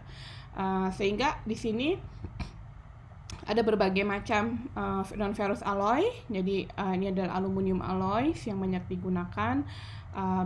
Aluminium alloy ini bisa digunakan sampai temperatur rendah ya, cryogenic. Copper alloys untuk aplikasi kabel-kabel listrik biasanya. Magnesium alloys ini juga banyak dibuat waktu saya riset dulu tuh memang untuk bodi mobil biar lebih ringan. Jadi biar kalau berat mobilnya lebih ringan, dia konsumsi fuelnya juga lebih ringan gitu. Titanium alloys ini juga logam ringan tapi dia keras banget. Jadi buat aplikasi yang sangat kuat ya, seperti tadi implan, misalkan di kaki ada implan, itu biasanya pakai titanium biar dia kuat nahan dan nggak gampang patah. Dan kalau patah gawat ya. Atau ada refractory metal ini untuk dia dengan titik leleh tinggi gitu ya. Kemudian ada super alloy. Jadi kalau misalkan kita pengen logam yang bagus banget ya, yang bisa tahan asam, tahan lingkungan sangat kritis gitu ya, misalkan dengan asam pekat, basa pekat gitu, tapi temperatur tinggi, kuat, bisa aja sih ya, namanya adalah super alloy. Tapi ya pasti nanti ngaruhnya ke cost, harganya mungkin berpuluh-puluh kali lipat dibandingkan dengan baja biasa. Kemudian ada noble metals atau logam mulia ya, dari perak, platinum, atau emas. Kemudian nikel biasanya buat uang atau buat yang lain. Kemudian ada lead alloys atau timbal, kemudian timah, seng, dan juga zirconium. Kita lihat untuk copper atau tembaga. Nah, ini kita menghasilkan ya di Freeport ya, cuman sayangnya hanya sedikit yang diolah langsung jadi tembaga di Indonesia, itu jadi di pabrik PT Smelting di Jawa Timur. Kemarin saya baca berita di PT Smelting itu akan expand ya, akan ditingkatkan kapasitas produksinya, tapi di situ sejalan di bagian hilir Indonesia juga perlu diserap ya, daripada pabrik sudah buat sampai dapat jadi CU tapi pabriknya masih kurang. Jadi rata-rata kalau dari Freeport itu konsentratnya asli langsung dijual. Tapi sebenarnya di konsentrat itu ada logam mulianya. Jadi logam mulianya itu diambil buat di luar negeri, mungkin diambil sama Jepang dan sebagainya. Nanti lebih jelasnya itu ada di kuliah saya di dasar metalurgi proses. Oke, nah copper itu dia lunak dan ulet, dia susah di mesin, kemudian dia tahan korosi atmosferik, air laut, jadi bisa dipakai buat misalnya pendingin gitu ya, buat pipa air pendingin yang pakai air laut gitu, atau mungkin buat heat exchanger juga bisa. Kemudian paduan CU umumnya adalah non heat treatable, jadi dia nggak bisa dikuatkan dengan cara dipanaskan kayak gitu ya, itu nggak bisa. Jadi dikuatkannya dengan solid solution alloying, sengaja ditambahkan penguat dari solid solution atau ditarik dengan cold warp. Ada paduan yang cukup banyak, misalkan CUZN ya, masih ingat diagram fasa yang seperti gambar dinosaurus ya. Nah itu yang umum adalah kuningan. Nah kuningan itu substitutional, dia jadi seperti larutan ini ya. Internetnya stable ya. Misalkan dari fasa alfa dan beta gitu ya, orbit BCC. Nah ini bisa jadi kuningan. Ya tadi di gambar yang masih ingat di CUZN yang ada diagram kayak gambar dinosaurusnya itu. Bisa digunakan buat radiator mobil, alat musik, buat koin, buat packaging, buat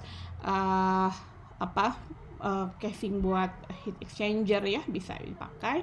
Nah sementara kalau paduan CUSNALSINI ini sebutnya juga bronze, itu lebih kuat dan lebih tahan korosi, bisa buat medali perunggu gitu ya, itu juga bisa. Dan kemudian ditambah dengan beryllium coppers, ini dia tensile strength-nya bisa naik jadi 1400 megapascal. Ini juga bisa banyak. Nah ini kita bisa lihat ada kita mungkin bisa lihat ya, Anda bisa bandingkan antara, harusnya ini nggak ada E-nya ya, nggak ada modulus elastisitasnya, tapi ya minimal kita bisa lihat berapa kuat tarik, kuat luluh, persentase elongation-nya seperti apa, dipakai buat ini ya alat-alat mesin ya, saya juga nggak hafal nih di sini. Kemudian amunisi, cangkang lampu dan sebagainya untuk penukar panas dan yang lain kita bisa perlihatkan di sini. Oke, selanjutnya adalah aluminium. Aluminium itu ringan dan juga dia bisa untuk cryogenik. Jadi seperti yang di video dulu pernah ya di BCC. Kalau BCC itu dia temperatur rendah, dia berubah jadi getas. Jadi ada brittle, ductile to brittle transformation gitu ya, dia berubah gitu sifatnya. Sementara kalau FCC dia sebagai alat proses cryogenik. Dan di sini biasanya yang kita pakai itu namanya adalah specific strength atau kuat spesifik. Jadi kuat tarik dibagi dengan berat jenis ya, seperti itu. Nah, jadi seperti ini contohnya, bisa ditambah alloying. Ini relatif di tahun 90-an sampai tahun 2000-an ya. Itu saya lihat banyak sekali perkembangan paduan aluminium dengan macam-macamnya gitu. Oke, jadi aplikasinya kebanyakan buat industri pesawat atau aerospace. Tapi kalau tapi bahkan aluminium itu sangat duktil sehingga bisa kita digiling sampai aluminium foil ya. Mungkin sekarang kalian di rumah-rumah kalian udah banyak ada ya aluminium foil. Kalau hilang ya sebentar ya, saya pakai ini aja ya, pakai HP, tapi HP saya harus ganti dulu sebentar. Harus dicas dulu sebentar.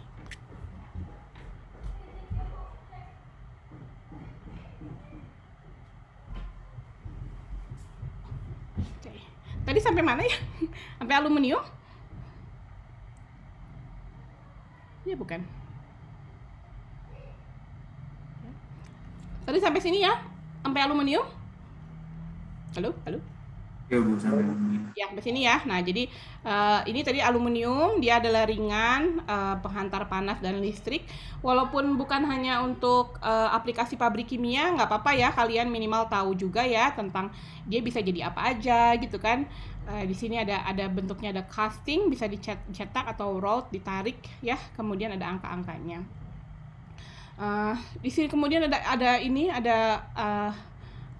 kode-kode. Mungkin kalian nggak butuh sekarang, tapi biasanya nanti kalau kalian udah kerja di industri, terus kalian harus ngorder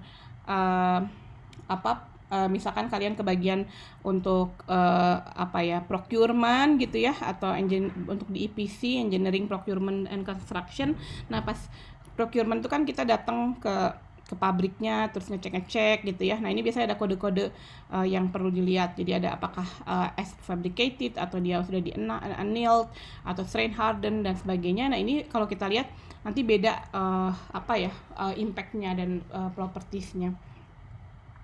Oke, di sini contoh untuk aluminium. Di sini kita bisa lihat Kita bisa lihat aja komposisi. Sorry, ini harusnya sih ya, ini aluminium ya, aluminium. Kemudian yang ini adalah alloynya. Aluminium sih nggak ditulis ya karena dia sisanya. Jadi misalkan ini aluminium 1100 itu adalah dengan copper 0,12 gitu. Kemudian ini disebutnya paduan tak mampu olah panas atau non heat treatable, dan nggak bisa di tempat juga. Ini bisa buat alat masak, bejana tekan dan sebagainya.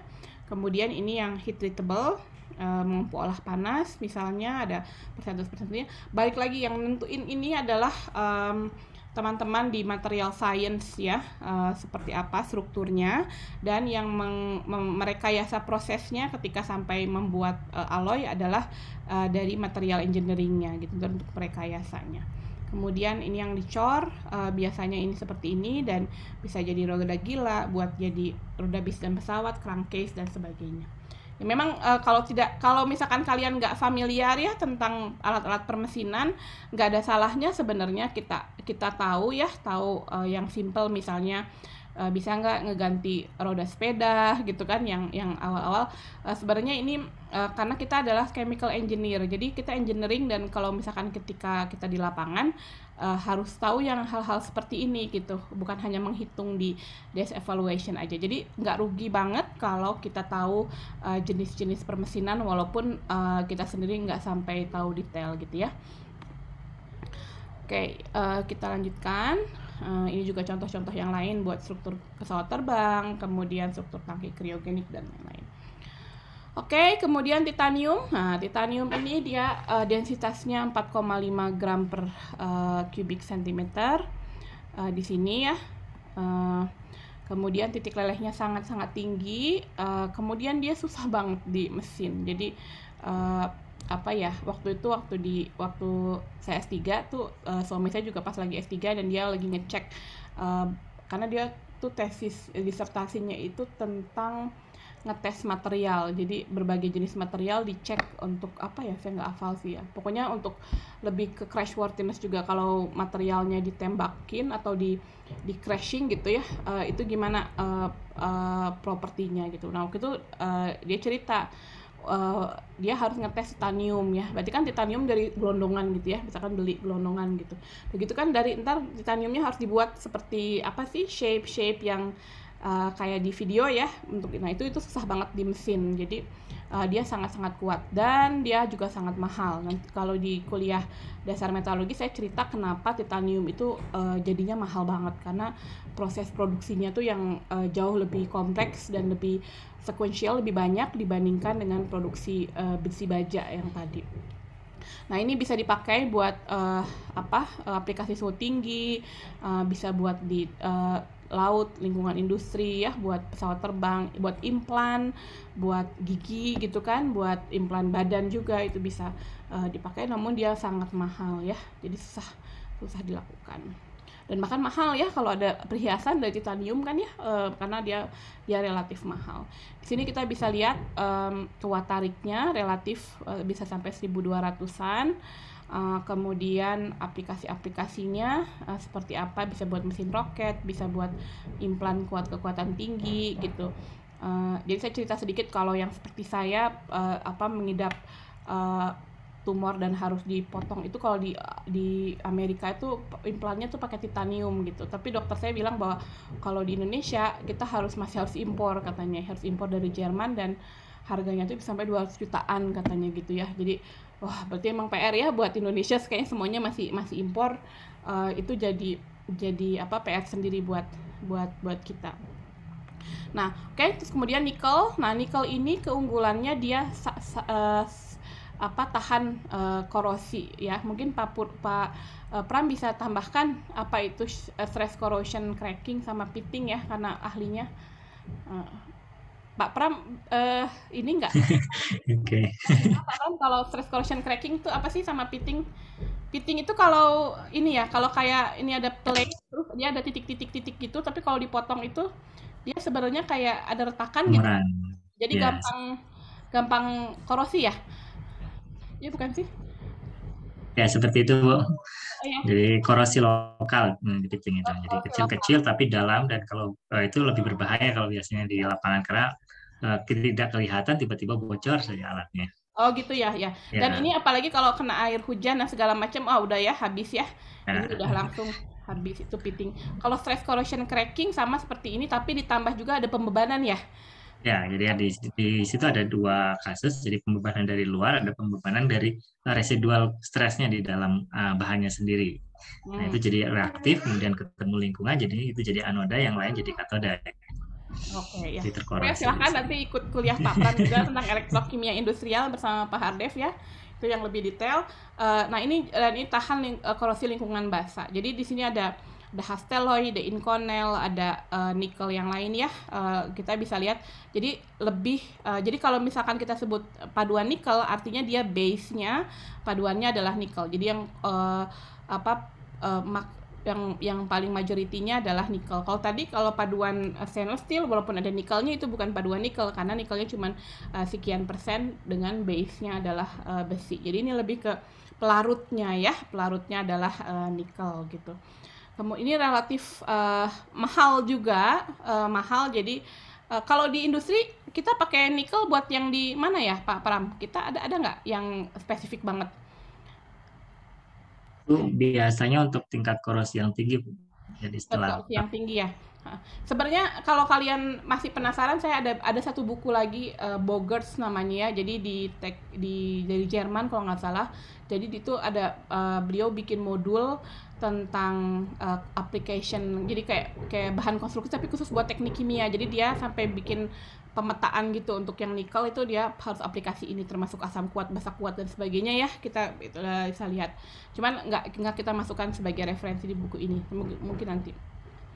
Oke, selanjutnya adalah refractory metal. Refractory metal itu buat X-ray tubes, buat extruder, buat buat macam-macamnya yang harus selalu bertahan pada temperatur tinggi. Misalnya ada ini neodymium adalah ini NB neodymium ya, atau ada molybdenum atau wolfram ya, atau tungsten. Misalnya ini dipakai buat kawat ini lampu pijar.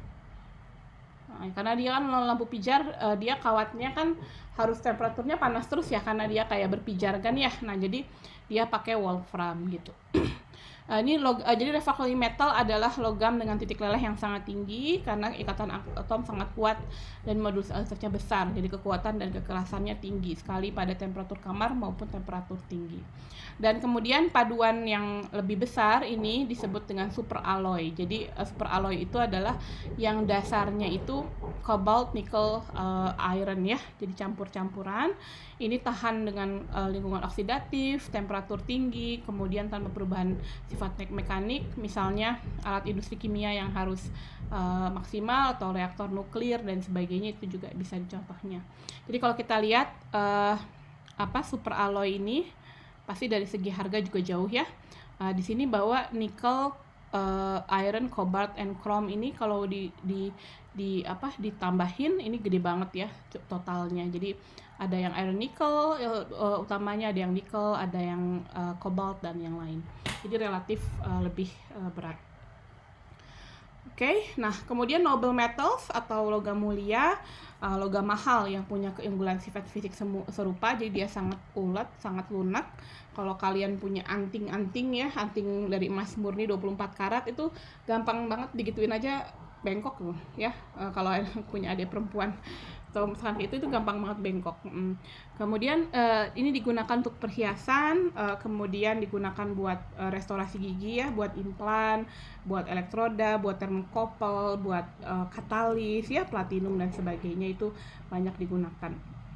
Kemudian alloy-alloy yang lain PB dan SN. Nah ini seperti kita lihat di diagram fasa, dia titik lelehnya rendah, bisa dipakai buat solder ya. Jadi kalau buat solder itu misalnya ada 2 plat gitu, 2 plat kita masukin, kemudian kita solder di sini sehingga di sini ada lelehan dari soldernya ya. Jadi si PBSN-nya meleleh, jadinya meleleh. Kemudian ini juga bikin ada daerah fusinya sini, kemudian dari sini akan ikut fusi gitu. Nah sehingga ketika didinginkan ini jadi jauh lebih kuat gitu ya untuk jadi join, salah satu jenis join. Kalau di peralatan proses diajarin nggak ya Pak? Ini tentang solder, tentang welding? Metodenya saja Bu, tapi Metodenya tidak ya, komposisi alatnya, dulu saya komposisi bahannya. diajarin sama siapa Pak Parikesit almarhum ya dulu waktu di bejana tekan. Kalau dulu namanya kuliahnya bejana tekan, kalau sekarang peralatan proses. Kemudian ini bisa buat kalau kaleng ya tin, kita tahu buat kaleng ya, tin plate gitu. Terus kalau seng ini dia lunak dan titik leleh rendah dan dia bisa dibuat untuk galvanized steel. Jadi besi baja terus di luarnya di plating sama seng. Kemudian zirconium ini bisa buat heat exchanger dan piping. Oke, nah ini contoh selesai, ini udah cukup kali ya. Nah ini ada contoh juga latihannya, misalkan contoh-contoh yang kita bisa pakai, kalian bisa bareng-bareng ngecek masing-masing, misalnya kenapa alasan paduan besi banyak digunakan, kemudian karakteristiknya seperti apa gitu ya. Seperti itu. Kemudian nah ini misalkan contoh nih, ini kita bisa hitung, misalkan ada komponen bangunan diameter sekian, harus menyangga beban sekian, terus kita harus cari buat ranking aplikasi-aplikasi tersebut mana yang paling bagus misalnya dari specific strength-nya ya. Nanti kalian bisa pakai ini dikit-dikit latihannya 2-3 tapi lama-lama berbab-bab cukup banyak ya. Oke, sampai sini dulu, silakan kalau ada yang mau bertanya. Lagi-lagi ini nanti ketika ujian ini open book ya, jadi kalian pastikan punya buku kalisternya, pastikan sudah pernah baca, sudah tahu cara nyari-nyarinya di mana gitu kan. Jadi kalian nggak kelabakan untuk nyari informasi ketika sedang ujian gitu. Oke, baik, udah kurang 15 menit. Jadi ini terakhir adalah nanti mungkin hari Jumat kita akan masuk ke prosesan thermal, gitu, tentang annealing, tentang normalizing. Sebenarnya di awal sudah pernah ya, tapi lebih jelas lagi lah kira-kira ya. Oh, mungkin langsung aja deh sekarang ya. Ini karena cuma tiga ini, ya biar kita nanti hari Jumat depan kita bisa fokus untuk latihan ya, biar untuk tutorial. Nah ini terakhir banget, jadi untuk pemrosesan thermal logamnya tadi ya, annealing itu biasanya kalau kita sudah dapat materialnya seperti apa, misalnya dia sudah kekuatannya sangat tinggi, kemudian kita panaskan. Jadi pengolahan panas dengan memaparkan bahan pada temperatur tinggi selama waktu tertentu, kemudian diikuti dengan pendinginan lambat ya. Sama dengan seperti annealing, mungkin kita pernah baca tentang rekristalisasi, terus recovery, rekristalisasi, terus grain growth gitu ya. Sama tujuan annealing itu kita bebaskan tegangan internal ya, seperti tadi Pak Pram bilang, kita tingkatkan keuletan, ketangguhan, juga menghasilkan mikrostruktur yang spesifik. Nah, proses annealing terdiri 3 tahap, jadi kita panaskan sampai temperatur yang diinginkan, kemudian ditahan temperaturnya, baru kemudian didinginkan lagi. Nah, jadi faktor yang berpengaruh ada temperatur, waktu, dan geometri dari benda tersebut. Di sini contohnya waktunya. Nah, jadi kapan temperaturnya kita perlu annealing temperatur berapa, ini kita bisa gambarkan dari diagram fasa untuk daerah sekitar titik eutektoid ini. Jadi misalnya kalau baja karbon rendah 0,2, berarti titik normalizing ini lebih tinggi, sementara full annealingnya adalah lebih rendah, jadi sekitar mungkin 800 sampai 900-an di sini ya. Jadi temperatur kritik bawah itu adalah saat T-nya kurang dari A1, seluruh austenit berubah jadi very thin cemented ya. Sementara yang ini adalah saat semuanya jadi batas fasa untuk jadi hypoeutectoid daerah sini maupun hypereutectoid ya. Tujuannya kita panaskan untuk jadi balikin lagi dia ke austenit ya, untuk full annealing ini untuk biar kita balik lagi, biar jadi austenit lagi, kemudian kita dinginkan perlahan untuk dapat mikrostruktur yang diinginkan. Jadi ini ada jenis-jenisnya, ada unnormalizing, ada full annealing, sama spheroidizing. Jadi kalau normalizing itu kita untuk mengurangi ukuran butir dan menghasilkan butir yang seragam. temperaturnya di atas 55 sampai 85 di atas A3 dan ACM ya. Jadi dan pendinginannya di udara gitu. Jadi yang normalizing tuh yang ini ya, nah, garis ini gitu. Kemudian yang full annealing dilakukan pada bajar rendah yang sudah deformasi plastiknya berlebihan, tapi ingin kita mesin misalnya daripada dia patah, maka kita tingkatkan lagi ketangguhannya ya, sehingga menghasilkan strukturnya coarse perlite dan proeutectoid yang lunak dan ulet. Jadi dia biasanya dan didinginkan di dalam tungku. Jadi pendinginannya pendinginan lambat. Kalau ini pendinginan sedang lah gitu. Nah, kalau untuk spherodicing juga untuk mengurangi ya, tadi spherodicing kita ingin dipanaskan relatif lama, yang ini 700 derajat. Kita ubah dari perlite jadi spherodite. Ini sama yang tadi ya, yang cerita tentang spherodicing. Oke, itu kira-kira yang bisa saya masukkan, bisa jelaskan secara umum. Jadi kira-kira sudah habis ya waktunya. Mungkin ada satu lagi yang saya nggak masukkan di sini adalah tentang kekerasan dengan martensit, tapi nanti mungkin minggu depan bisa ditambahkan. Kita sekarang udah minggu ke-6, jadi minggu ke-7 hari Jumat depan mungkin kita coba latihan.